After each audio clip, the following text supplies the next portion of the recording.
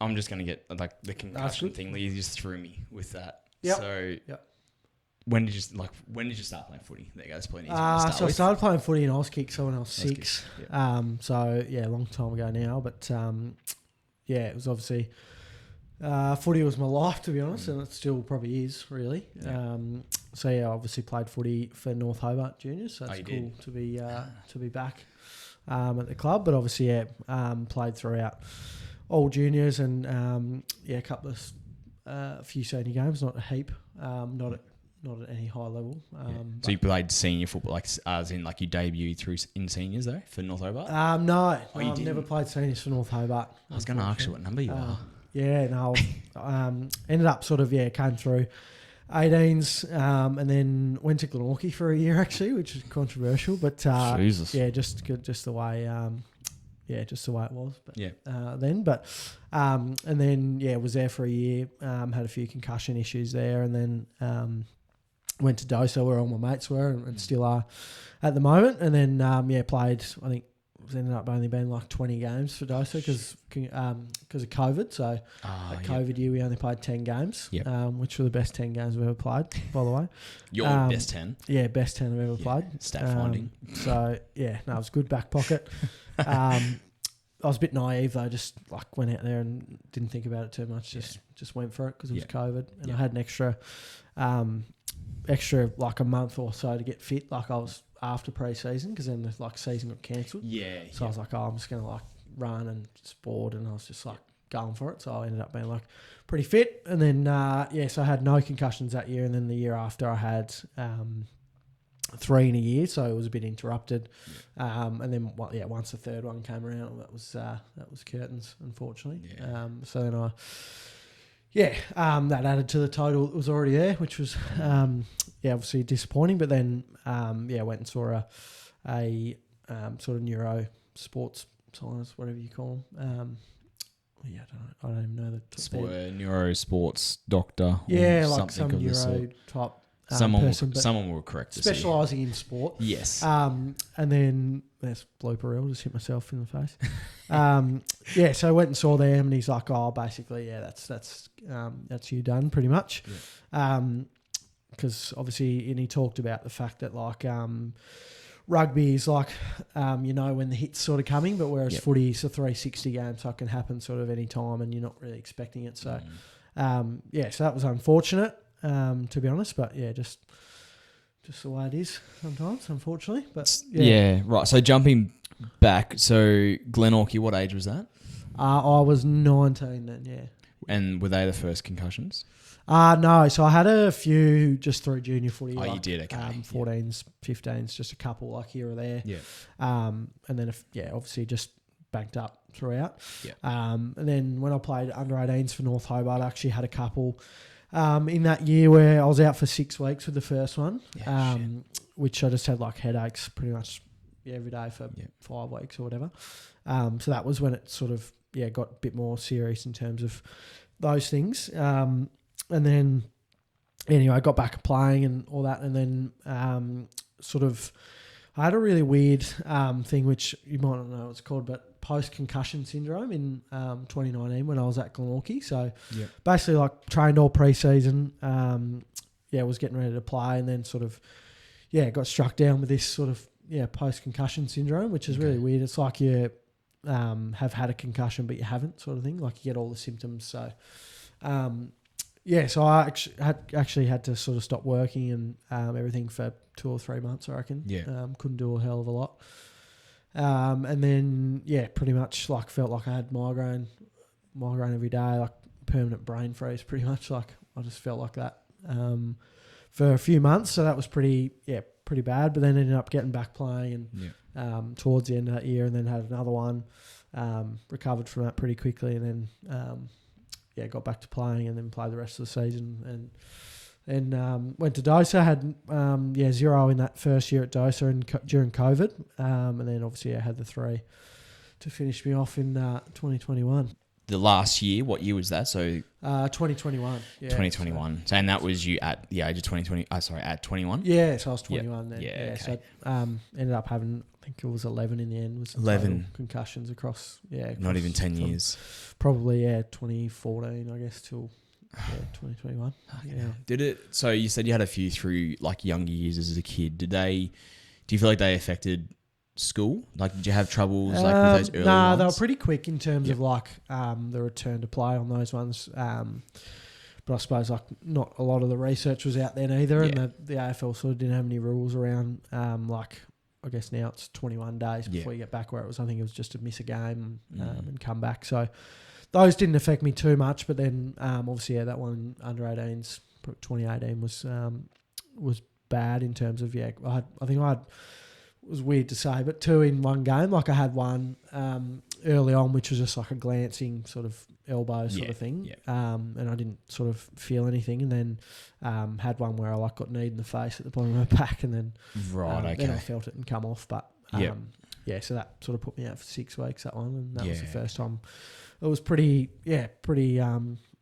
bad in terms of that. Like that affected school a little bit. Had obviously symptoms for 5 weeks, so that was pretty hard one to recover from. Yeah. Okay. And then so the concussions themselves, like you mentioned, an errand elbow and then the knee, like were they all pretty like footy, or was it sort of like sling tackles? Was it like kind of so it's a kind of a weird one, because like when I get asked about it or talk about it, it's like, oh, how many times were you like knocked out or were you out? But with mine, like I was never sort of knocked out. Yeah, okay. Sort of thing. So it's kind of like just little hits here and there. Right. Like elbows. Clashes of heads. So just enough. Footy things. Yeah. Yeah.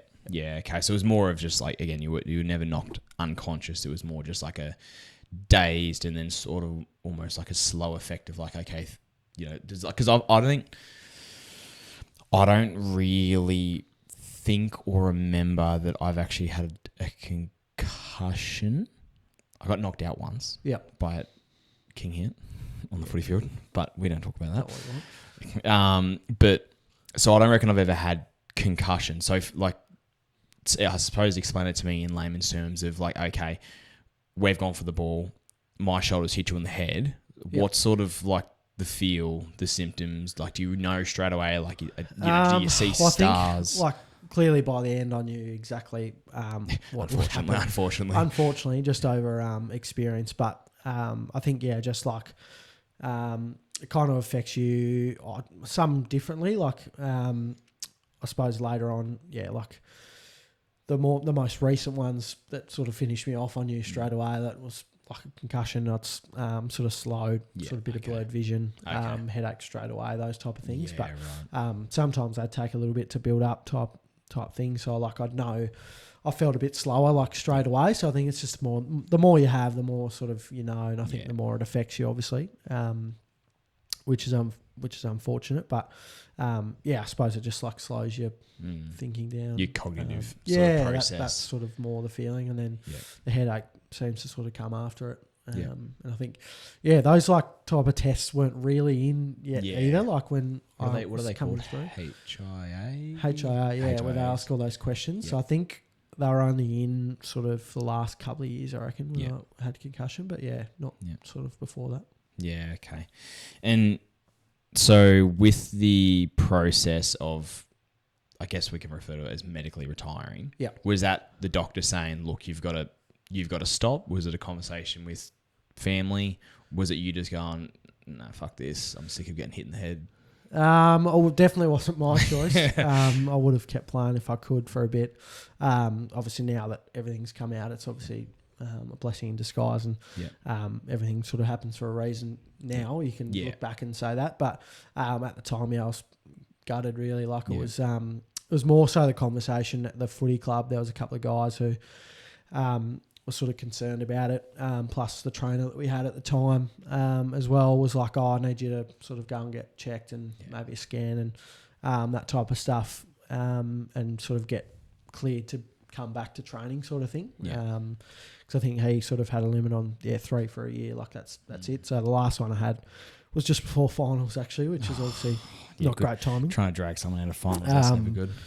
Yeah, at least it was a hard ball get, so I can hang my hat on that. That was the hard last thing defender, I did. And then obviously I had to go book an appointment. Took a while to sort of get in, and then it was sort of just before pre-season that they said that, and then the conversation with family was like pretty after one-sided. that was, they were like, good choice, sort of thing. Like, Yeah. And everyone close to me was like, that's a good choice. As hard as it was at the time, but I said, like, everything happens for a reason. Probably wouldn't be in the position I am today without that. So exactly. And I guess now, like 5-6 years on, especially watching the AFL and like the amount of stuff that comes out around concussions, and I think it's CTE, which is so obviously down the track. If you knew that stuff then, do you reckon you would have called it personally, or do you still reckon 21? I don't know. Like, it's a hard thing to say because, like, I think, as I said, like, footy has been a huge part of my life, and I think, I guess, like, the couple of years after that, I was still trying to get back, if that makes sense. Like, even though I'd been retired, I still, there was still a feeling that I'd get back at some stage. Like, cause I think because I was just so young, and I thought like a rest would help, sort of thing.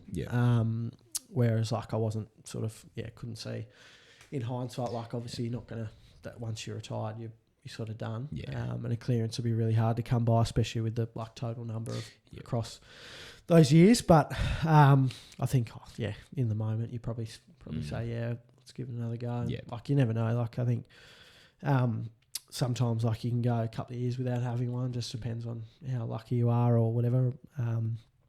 But I sort of, I've kind of only played the game one way, so I guess that's it was always going to sort of happen again if I did keep playing. But And do you reckon if you're in the position, hypothetically, say 2 years later, you went back to Dose and you were like, look, I want to play, do you feel like the club almost and your teammate, like in your team, like obviously if you went back there to be with your mates, would you want them to sort of step in and be like, look, like not necessarily intervention, but kind of be pretty stern and be like, look, man, you've had, X amount. Do you really think it's obviously hard because they want you to be happy. Yeah, that's but at the same time, your longevity is more important.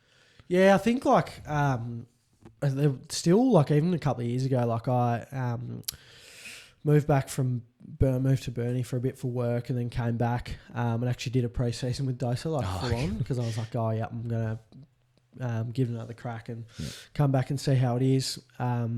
And then I was obviously loving it, and I just don't think like there was enough sort of awareness around it, like even 2 years ago. In terms of like, I think everyone's just like, you'd be fine, come back, and like sort of play footy with your head, sort of thing. That type of stuff. So I don't think a couple of years ago that would have happened, but I think even like now, I reckon if the more stuff that's come out about it, I reckon people will be quick to step in and obviously care about your welfare. So we're not in the 90s anymore. When you get knocked down, you're like, you'll be right, get back up and play on. I'm not a superstar, so that's kind of hey mate, I keep saying this, you don't win flags without defenders. If you're a back pocket, you're a fucking good back pocket. There you go. We need small forwards. They're fucking crafty. We get the job done. Exactly right. And if you kick a goal as a defender, how fucking good is that? That's great. It's the best. Don't do it often enough, unfortunately, but that's all right. So that was 2021. Yep. You're obviously in coaching now. Yep. Was that sort of pretty quick transition, or was it sort of almost like, we'll just see what happens where it goes? I think there was a year. So when I was up in Burnie for work, I was working for the AFL, doing school clinics. Yep. So footy was always part of life, I guess. And I had that job before I sort of retired, just before I retired. So again, like everything happens for a reason. So I was able to stay in footy. But I did have a year off in terms of like not being at a club, being in Burnie, just given I didn't really know anyone there. So it was just easy to sort of not go to a club or anything. I think that was a really challenging year in terms of that. Like I look back on it now, it was 2022, like not being at a club, I was, severely just like out of it. And just, I think it hit me more then. And that was like the first year being out as well. So you just weren't involved in any club, and really found it hard to adjust to that, to be honest. It's almost like you lose a bit of the identity of who you I think obviously, are. Since Auskick, like I'd been at a footy club, which, obviously, when you're in it, you probably don't sort of take stock of it, or you take it for granted. Yeah. Then when you sort of lose your Tuesday, Thursday nights where you're doing nothing, it's like, oh, geez, what am I doing? Yeah. To be honest. But then I'd still travel down and go and watch Dosa and stuff. Yeah.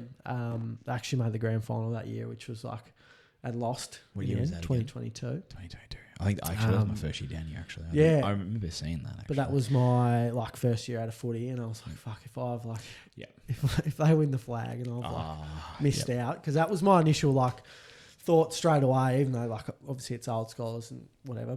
Hey mate, not getting paid full time, but footy's footy. But then my first thing was as soon as I got medically retired, I was like, I'll never win a premiership for Dosa, which was heartbreaking really, because all my mates are there and they all played in the granny, which obviously didn't go their way. So that was it was a bittersweet moment for me, I guess. I was like, I didn't. Sad for everyone, but then kind of didn't miss out on. Yeah, it's almost like a relief in a way. Yeah, in a way, it was heartbreaking for everyone, obviously, and it was the hardest game I've ever had to watch, to be honest, in terms of just wanting to be out there and so fresh. But luckily enough to be involved in the last couple of years with them, which has been awesome. Do you reckon it'd almost be harder watching them win in that situation? I think at that stage, just because it's so fresh and still raw for me at that point, but. I think, as I said, it's quite of the day. Everything happened for a reason, but luckily enough, I've been able to get back up there in the last couple of years and be involved in a couple of flags, which has been just as rewarding. Yeah, because they've won a couple now. Yeah, so the Rezzies have won 2 in a row. The seniors won last year. Yeah, okay, yep. Because you were coaching there, were you, or you just? Yeah, so I was assistant coach for both teams. Rezzies and seniors, so that was that was awesome to be back involved, and obviously lucky enough to be a part of a couple of flags there, which has been it was really rewarding, and so you still get to be involved to some degree, although you still probably get the itch to be out there grand final day and kicking a snag or big spoil out of bounds, but still rewarding. No, absolutely. And now you've transitioned to women's. Was that a plan, or did that just sort of opportunity was there? You're like, why the fuck not? It was opportunity. So if I go back a couple of years ago when I was in Burnie, 2023, I sort of wanted to get back involved at a footy club. Sort of knew, one of the guys I was working with knew a couple of people at Burnie Dockers. So, got involved in coaching the Colts boys there, which was scary because I didn't know what I was doing. I didn't know any of them. But that was the most, extremely rewarding in terms of where we were able to get to. And for me personally, I had no idea what to do, how to plan training, all those sorts of things. I was just sort of winging it. But then found my feet throughout the year, and that sort of, just seeing them transform throughout the year. We were pretty sort of mid-table. We ended up making a prelim and losing. So, but that was a sort of light bulb moment for me to go hey, this is the path I want to go down now. So, did that, moved back down, and then sort of trained pre-season with Dosa as a player, and then got to sort of, I think it was about February, and made the call then that I wasn't going to get a clearance to play again. And then sort of, chatted to Dan, the coach up there, and he was like, would love you to stay involved. You mind taking the midfield and that type of stuff. And I was already sort of locked in to help the Rezzies anyway. So, did that. And again, didn't really know what I was doing, never sort of played midfield either, so that was a challenge. I was going to say, to go from a back pocket to suddenly coaching midfield. Pocket. I'd played forward a little bit as well, but never mid because I was never fit enough. Just punch the ball and hit people. Yeah, that's it. Don't get those confused. Don't punch people and hit the ball. Ball first and second, ear massage. Never coached the midfield before, and again, I was so naive to what coaching was, and I think 6 months is such a long time in footy. By the end of the year, I was like, how have I done this sort of thing? Anyway, made the granny and lost that in the seniors, but won the resi. So that was, again, a bittersweet day. But, sort of thought straight away, this is where I want to get to now. So, I was really lucky enough that Dan Willing, who's the senior coach up there, gave me a couple of opportunities to lead, whether it be drills or even coach a couple of games as well throughout the season. So that once I did that and, like put some stuff together and like we won a game when I was coaching, that sort of sparked me. I was like, yeah, this is pretty cool. Get a different kind of itch now. Very different to losing. But so then stayed on with DOSA, but then I was lucky enough to get an opportunity with the under-18 Coates League girls last year. Okay. So that's sort of where the sort of female side came in. And again, that wasn't sort of by design. I think it was just an opportunity, an open opportunity. So I was lucky enough that like I was working at AFL at the time. There was a vacancy. I expressed interest in any role. It was just a broad sort of question to any role.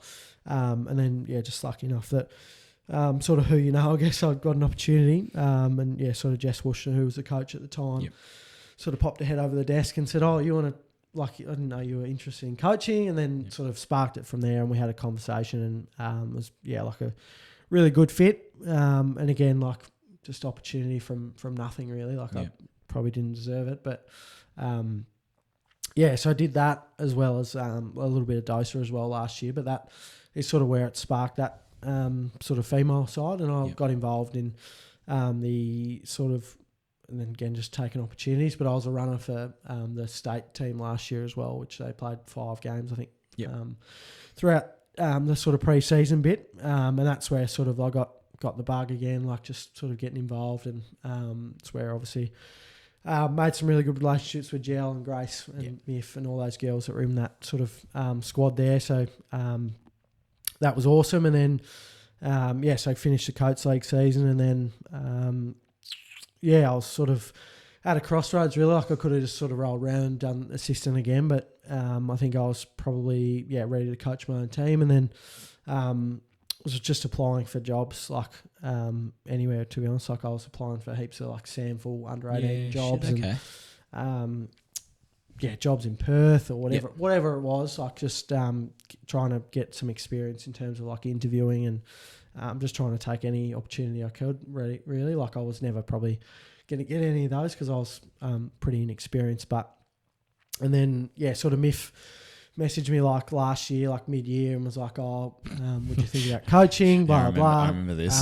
And I was like, "Oh, probably can't like back out of any commitments at the moment. Sorry." But then from there on, I was like, "Oh, geez, there's going to be an opportunity come up at North Hobart for the women's space." And then, funnily enough, like I told the girls this story as well, but I was walking, I was housing at the time in Newtown, which is really weird because I wouldn't have been there otherwise. Yeah. And I walked to the DOSA grand final that morning, so like it was only a 5-minute drive. Yeah. And I was walking to North Hobart, and Pete White happened to be walking his dog up the road. And we sort of just like were talking about footy and just chatting away, and I obviously knew Pete from when I played junior footy at North Hobart. And then like the last thing he said to me was like, "Oh, you wouldn't be interested in like coaching North Hobart women next year, would you?" And I was like, "Oh, I'll definitely have a think about it." And mind you, this is like an hour before, a couple of hours before you've been a coach somewhere else. And I couldn't really get it out of the back of my mind, to be honest, for the whole day. But luckily we won. I was had to switch back on. So, that sort of happened really quickly in terms of like met with the club sort of a week or so later. Killer was the president at that time, so I obviously flicked him a message and said, "Hey, happy to catch up and just sort of explore what it looks like." And then, sort of met with the club like on, I think it was semi-final or prelim final day. I think it was semi-final, I reckon. Yep. Because, DOSA finishes what? Yeah, they 2 finished weeks. like the week earlier. Yeah, okay. I think, and then obviously, the Premier League finals were on. So, met the club, then watched the game, and, sort of didn't expect anything to sort of happen straight away. And then got to the Tuesday night, and then, Paul Taylor, who was the director at the time, sort of, gave me a call and was like, "Oh, you've been successful." And I was like, "Yep, no worries, let's do it," pretty much. And all throughout, I was having conversations with like family and people close to me about like what I do. Like, do I stay in the Devil space as an assistant, or do I like take this and go with it, sort of thing. And then I was lucky enough to to get it, and then went along to the prelim final and watched the girls, and then unfortunately they went out. But and then I think it got announced after the game as well to them, and then a few of them come running out and was pretty excited. So I was like, oh, cool, that's that's a good sign. Good sign. And I knew sort of a handful from state stuff as well, and a couple of the Coates League girls were in there. So yeah, that was how that happened, and then it was a bit of a whirlwind from there. Really, like just trying to find out how I was going to do it. Yeah, really. Adapt, figure it out. Yeah, that's right. Yeah. And obviously, it obviously helps having the right support around you as well. Like I know Fletcher's helped a fair bit. Who else have you got? So I've got Joel Berry as well, which we coached an under-9 girls team at Glenorchy together. So we got history. We got history, and we're undefeated. So in the under-9s? Yeah, under-9s. No scores, but we knew. We knew for sure. And then, obviously Rocket as well has come back from Queensland. So he wasn't really doing anything, I don't think, in footy. And we caught up for a coffee. And obviously he's had a heap of experience with the girls as well. Yep. And won the flags with them. So it's a no-brainer really to get him back involved. Got great help.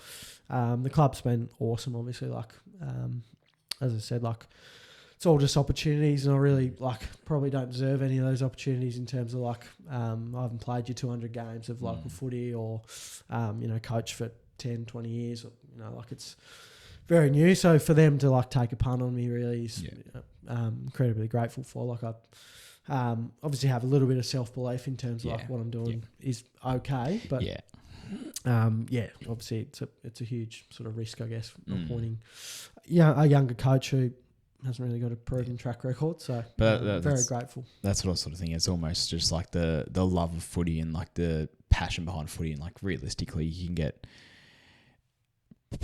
coaches that can coach, but they can't create rapport. And I feel like having rapport with players is, I don't know, for me personally, I think it's the biggest factor to get the most out of a player is if you actually have a relationship with said player. Huge. And that's I think when I have coached my own team, that's what I do first in terms of that. And especially I think I learned really early on at Burnie, I didn't know any of the players that I was coaching, and I didn't know anyone in the town really, to be honest. So that was a huge thing for me to try and create relationships, and obviously it helps that I had some rapport with some of the state girls last year, and there's a few obviously in the team this year, but everyone else it's just they're a very, very easy bunch to have fun with, and obviously build a good relationship with, and we have lots of fun, and obviously take the piss out of each other a lot. Sorry, Ferg. Again, you got to have fun, mate. There's no point, and that's the thing, especially for us in Tassie. I mean, Victoria might be much the same, but just through winter, trying to go to footy training through winter can be an absolute stinker of a time. Yeah, it can be. And much as obviously you've still got to train, you've still got to keep standards, but if you're there with a coach and you're not a fan of the coach because, one, they don't make the effort with the player themselves, but then suddenly they've got you, doing push-ups, running laps, doing the hard stuff, which is 5 degrees. It's a shit time. You need to have that relationship, so it's almost like a respect earned, respect given sort of situation. Right. I find. And I think I sort of said early on to the girls, I won't make you do anything that I wouldn't do. So that's a great point.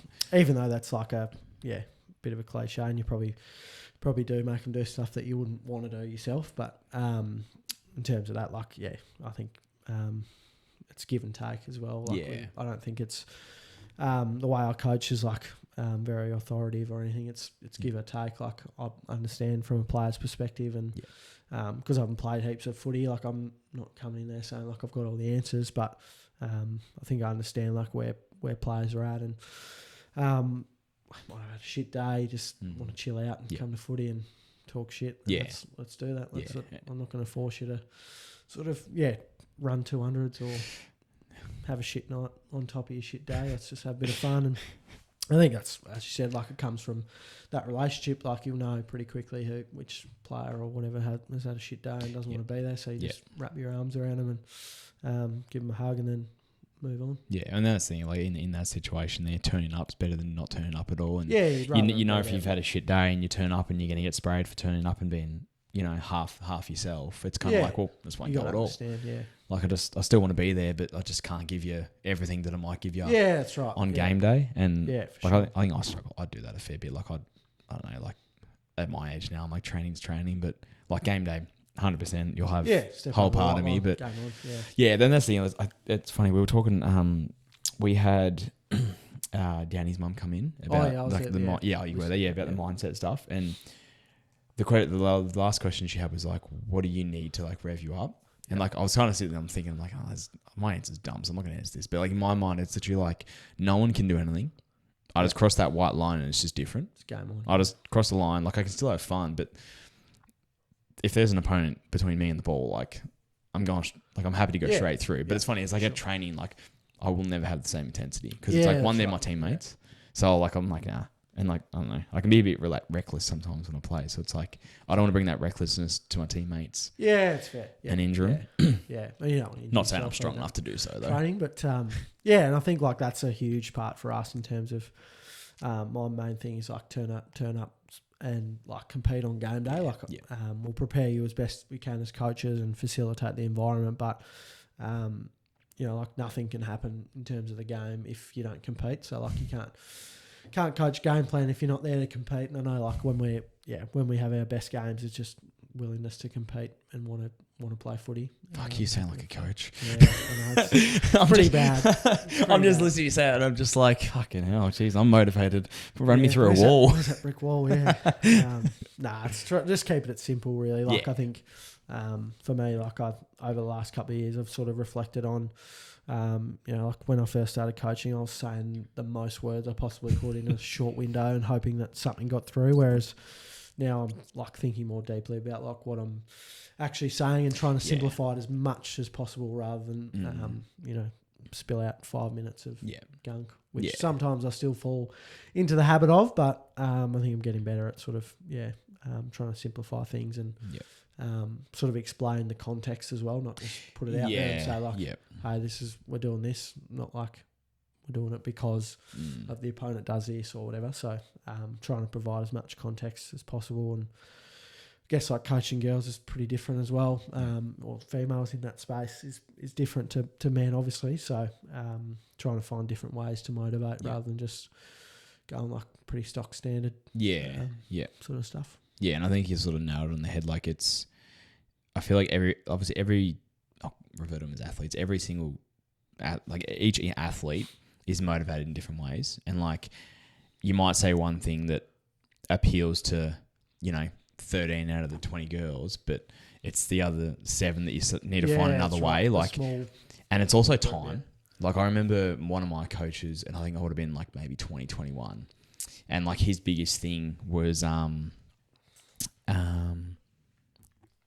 what is it? Talent doesn't beat team. Yep. That was one of his things, because we had like a lot of good players come through, but they weren't necessarily that great on game day because they sort of went away from team structure. Yeah. And then the other one was just attitude and effort.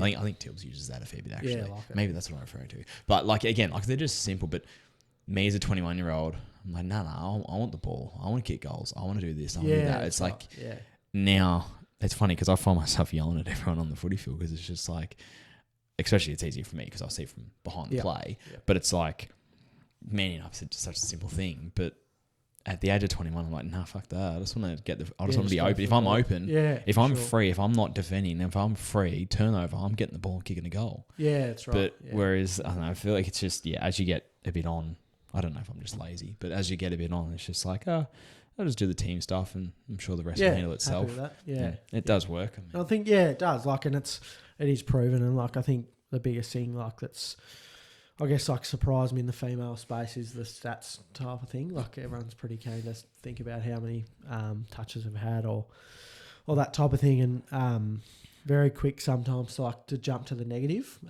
whereas it's trying to educate around, like, trying to educate around process rather than outcome. Yep. And I guess, like, why we do certain things. And I guess, like, a huge one for me this year is, like, defensive energy and team defense, because if that's right, then like that's the stuff that stacks up in finals. So if you can do that all year and practice and hone that, then that's going to take us a fair way. Yeah, absolutely. What's your thoughts on the women's space in footy? Like, I mean, obviously it's first season of AFL Women's was back in 2017, 16. Yeah. 16 or 17. So it's been, 10 years now. Yeah. Obviously, it's developed. How, do you think, because obviously now girls can actually go through junior football. They have their own programs. They don't have to do the mixed football anymore from under 15, 16s. They've got their own pathways now. Do you reckon there's much more we can do in this space to help develop that, or is that just still going to be a generational thing of that talent? I think it's getting better. I think, I guess now it's about, I think very early on it was, and it still plays a huge part, but I guess fundamentals are huge in the women's space especially. Yeah. But as you say, generational, some of the under 16 girls we've got at North Hobart now are unbelievably talented. Yeah. So we're pretty blessed in that space that we've got a few really good girls coming through. But I think probably what we can do more is, I guess, and I'll try and do it as much as we can, is teach fundamentals under pressure, because I think a lot of the sort of early stuff in terms of coaching women was sort of fundamentals isolated. In terms of heaps of reps, which I think clearly you need 10,000 hours or whatever it is to hone a skill, which is still part of it. But I think the biggest difference is being able to execute actually under pressure when it's game time. So I think it's just trying to prepare as many female athletes as possible as early as possible on how to execute fundamentals under pressure, and not sort of shirk away from it and try and embrace the pressure a little bit and sort of execute post that. And do you reckon it's obviously the skills, you sort of said the skills obviously getting better and better. Do you find the comparing, I guess, the men's to the women's, do you reckon the competitive edge, the competitiveness of the females is just as, because obviously I guess for me, I'm looking from a lens of just watching mostly men's footy, and you sort of see the big hits, they look a little bit more aggressive, there's a bit more aggression in it. Do you reckon the female have that, or it's just there's not across the board, or only small amounts, or is it sort of I think it sort of it depends on the day, I reckon. But when when it's time, it's on, they go, and that's when we've played our best games in terms of when we're ready to compete and physically sort of get after the opposition, and that's where you find that sort of edge over your oppo. So I think 9 times out of 10 it's just as competitive and aggressive than men's footy. Not that obviously you can't compare, it's completely different, but you're right, the competitive edge is definitely there. Okay. I think it just proves I need to watch more women's footy. Just watch it. That's on me. I reckon it's hard. Our games are split with timing, so we never play after each other or before each other. It's I swear, if for me, if they want to get more people to women's football, do not put it at fucking 6 o'clock at night in Tasmania. 4 PM, it's too wet and cold. No one wants to stay that late and watch football in the cold. It's men, women, doesn't matter. It's just too cold. We played a few games at 11, which I'm pretty happy about. Well, I think you're still in our time slot this week. 11 and 12. And see, now I don't want to play this week because it's 3:30. Too late. I need to be in bed. 3:30 is okay, because you're probably out of there by 5. A bit after 5, but 4's pushing it. Then if you play after seniors as well, it obviously time on, so we don't start till 4:15. It's the delay. It drags on a bit, gets dark, and these winter months are no good. But no. Do you reckon? So I've got an opinion on this, and I'm curious to hear yours. If there was one thing to change in women's footy, what would it be? I'll tell you what I think. I think anywhere. Anything in the game for women, for specifically women's, because obviously genetically we're different. Just genetically we're different. I don't know the statistics or whatever, but genetically we're different.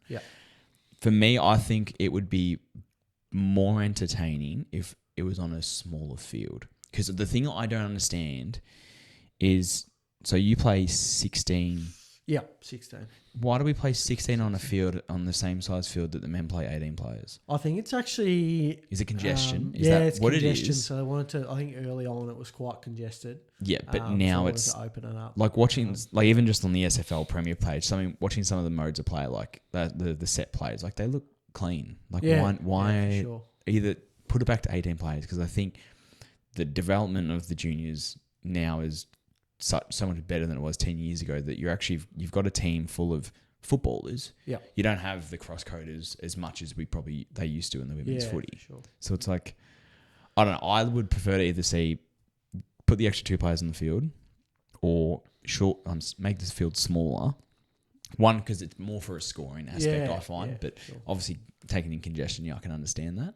Yeah, it's tricky because I think, like, especially in women's footy in Tassie, there's actually a lot of teams in our area, like in Hobart, especially, like in terms of there's a heap of like community league women's teams, and then so the depth is actually not great because there's not heaps of numbers. So I think even if you if you added an extra 2, it'd be just congestion. I think just everywhere it'd be a struggle in terms of like numbers plus a bit of congestion as well. But it's something that I don't know how to fix. Anyway. So so hypothetically, say 10 years time, would you prefer to see 18 on a field or a smaller field with 16 for women's? I think like probably just for ease, you'd probably just put 18 because I don't reckon unless you put the Oz kick poles out and shorten the field. Well, yeah, true. And then suddenly you're creating different fields for different. Yeah, that's right. So I reckon probably 18. I don't know, but it's kind of I like it. It's good. Like it's obviously you have your games where it's congested. Yeah. Just depends on who you're playing against, but as you said, like once it gets out in the open, it's it's awesome to watch. Yeah, I suppose. I think of Lauderdale. We play Lauderdale, and it's congested as fuck anyway. Yeah. I was curious. Do you ever hide any concussion symptoms? This is just cutting back to the previous questions because I know of people that have done this, and I think it's stupid. But obviously, with your track record, I'm just curious if there was other ones that were kind of like, so I actually didn't. I never did, which is probably. Why I'm retired, right? Just sort of self-reported. It's smart. It's the right thing to do. Yeah, so I was never. I think like towards the end, I was like tempted at times because I knew, especially my last year, like I knew that once I had the third one, that was it for the year, and that was probably curtains on career. So I was quite tempted, but no, I was like, this is it. You're one of the good eggs. Just took it. Yeah. So I feel like you've sort of almost touched on it and you're pretty raw about like your process of going through it, but especially as like we're obviously Baz this year, unfortunately. And there's been a few other concussion scares as well. Like if you had any advice to men, women, in any sport really, like when it comes to concussion, especially knowing what you know now, because I imagine there's been research and knowledge has grown on the topic.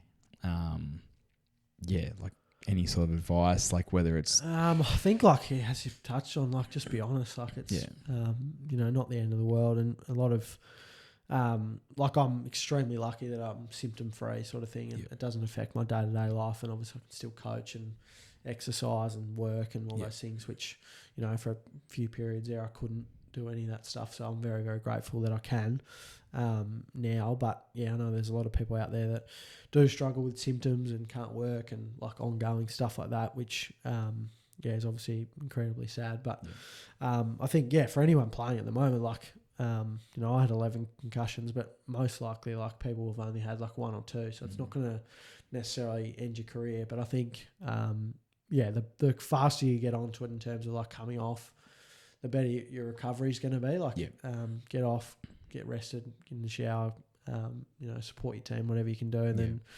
get home and rest and dark room, whatever you need to do to recover. And then like that's part of it. Like that's footy. It's a contact sport. It's always going to happen. So I don't think you can't hide forever.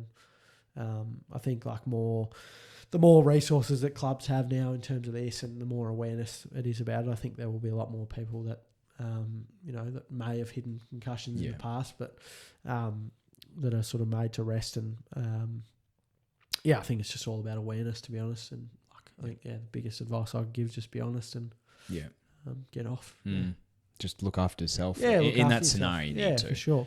And I think from a opposition's point of view as well, I don't know, I feel like we're all pretty on the same. I feel like most people are on the same page now of like duty of care. Like obviously in the AFL,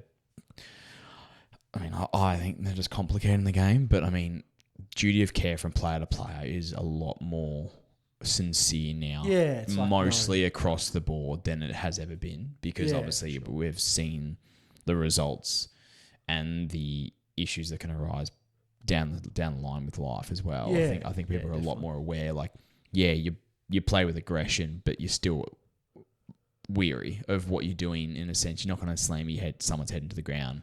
No, that's right. And I think like the AFL obviously have done a good job of sort of the tribunal stuff around that as well. Like that duty of care sort of comes in. Like, you don't want to miss for hurting someone, and you probably don't want to hurt someone in terms of like in the head. And I think like when it does happen, like you can see now that they go over and it's remorse straight away, good and that type of stuff. Like a lot of accidents happen in footy, obviously, but as you said, like duty of care is sort of forefront of mind at the moment. Yeah, and like I think you said at the very start, like game of AFLs, it's a 360-degree game. Like you look at rugby, you see what's coming. Like I'm not saying that they don't get concussed. Like obviously, big boys running straight at you, but like in our game, like you get a knee in the back of the head in a contest. You never saw that coming. And the thing is, like in your team, like you're expected to get in front of the high ball. Like there's almost an expectation within your team. But obviously, again, like I think post that, everyone takes a very good duty of care at the moment with in and around, especially concussions. Any form of injury. I think obviously out there there's a lot of awareness, unfortunately, especially ongoing now. Like it's coming out more and more of people sort of speaking out and that sort of stuff, which is obviously it's good to see. Yeah, and far too often is people are medically retiring. Yeah, it's happened a lot in the last 2 years. Especially like that seems to be a lot of people like meeting that sort of selection panel to say whether they sort of can play on or not. But I think it obviously is a lot more tricky at AFL level in terms of like contracts and insurance and that sort of stuff. So very lucky I didn't sort of have to go through any of that. Unlucky you're not getting paid for $400,000. Never got paid to play footy anyway. So. I think it's overrated. It is, for sure. Don't need that. So what is this? Spending 15 hours a week to football and not being paid? I think it's overrated. Yeah, it'll come. Just to finish on, I'm curious, coaching aspirations.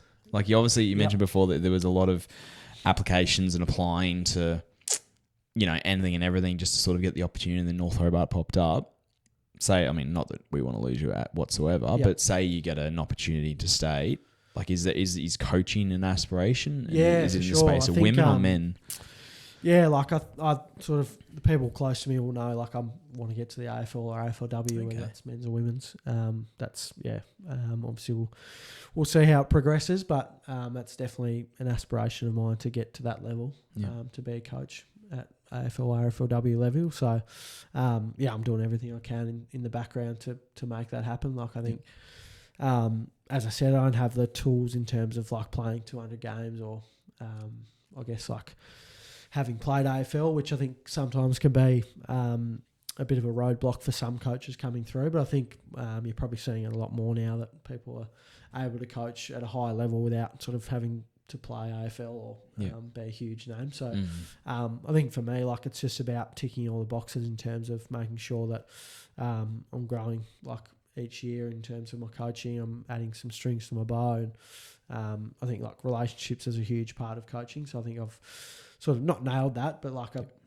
that's one of my biggest strengths. So I think that will go a long way. And then it's about like obviously professional development, surrounding myself with good people. And I think it's a really, really realistic thing for myself in the future to be coaching at a high level, just because it's out in the universe. I want it, so I'll work as hard as I can to get there. Yeah, and just for the record, I don't think Chris Fagan ever played a game of AFL, and he's a dual premiership coach, and he's 66 or something. Yeah. So I mean, you don't. A lot of time. Yeah, you don't have. That's the thing. Like I understand that a lot of people do like a lot of apprenticeships in terms of like coaching for years and years and years and years. So I think I'm not going to shy away from that. Like I'm ready to knuckle down and whatever opportunities, and especially like in Tassie, I think it's very sort of realistic in the next few years in terms of how many so we're going to have an AFLW team, AFL team, VFL, and some more pathways, opportunities coming through. So I think that's I know that's where I want to get to. So I won't stop till I get there. Yeah, just keep putting your hand up, mate. Keep going. And then, like, even from my point of view, like, I mean, I don't think we'd actually met prior to this year, I don't think. No, I don't reckon we'd actually cross paths. And I mean, even, like, obviously I'm pretty close with Miff and just, like, nothing but raving reviews. So, like, even just from an outsider's perspective, you can just see the way the girls are happy to engage and the way you engage with them. No matter whether it's Miff, Gina, or, you know, some of the 16s coming through, like, your relationship's pretty much the same and consistent across the board. So, like, I mean, if you bring that to any playing group, like, you're going to have the players backing straight away. Yeah, so I'm appreciate that, but I'm very lucky with the club. Like, I think, you know, obviously having played juniors there, I think I've got a lot of sort of love for the club. Again, coming back, and there's obviously a few guys still there that I played junior footy with, and a lot of people still around the club that I know. So, like, yeah, whenever I walk in there Monday, Wednesday, smile on my face, ready to go, ready to get to work. So, very grateful that the group is receiving me well at the moment, which is good. So hopefully that doesn't change. No worries, Prom King. Yeah, Prom King. That was, wow. I mean, I think Jack McCulloch was a bit disappointed, but that's okay. Well, I think he turned it down. So, which, you know, I'm not a very good sculler, so I was pretty disappointed. It was a skull, and I actually, someone said like, "Oh, it was going to be a dance." It was. And I said I much would have preferred that because I cannot scull. Oh, I forgot that. And it was a very early function, so I lost a bit of respect, I reckon, straight up.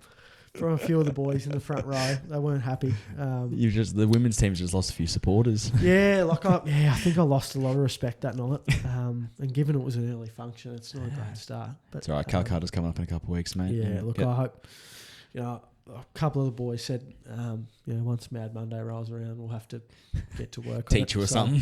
So I've never been good at sculling, so that's a hard task. But there we go. Nah, awesome. Well, thanks for jumping on, mate. Pleasure. Thanks for having me. I never know how to wrap this up, but it's been a pleasure. That's done. Yeah, thanks, it's a pleasure. See you at footy tomorrow. Bang. Let's go. Bang. Go D's. Go D's. Bang.